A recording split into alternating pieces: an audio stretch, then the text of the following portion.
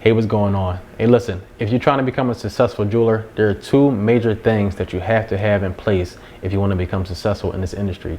And the first thing is going to be resources, and the next thing is going to be suppliers. Okay? When it comes to your resources, you want to make sure that you have actual people that either can manufacture for you from start to finish, or you can part it out with casting companies, or you can have a supplier that can do diamond setting, or you can get somebody else to do 3D CAD design. So once you have those people lined up, you'll be able to complete orders on time and be able to communicate with your customer. You do the next thing with the next customer over and over and over. Going down an assembly line of people that has to manufacture the piece from start to finish. Now, when it comes to your suppliers, a lot of people that they have a problem with trying to find someone that can actually supply them with the right quality gold and the right quality diamonds.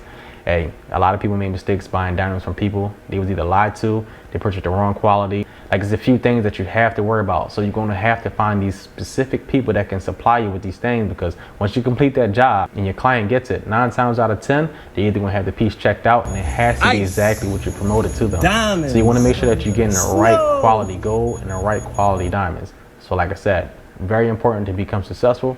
Got to have the right resources and have the right suppliers. I understand it's probably hard for a lot of people trying to find these things, but look, if you need help with getting resources or suppliers, this is what I'm gonna do for you. Click the link below.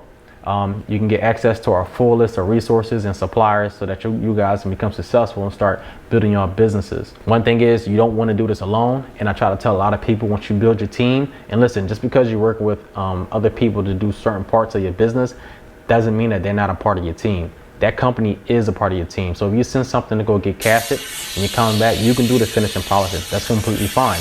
They are a part of your team. So start building your team, build out your process, and have all your suppliers and resources on standby and ready to go whenever you get these orders. So click the link below, and I wish y'all the best this holiday season, and I know y'all gonna do a great job.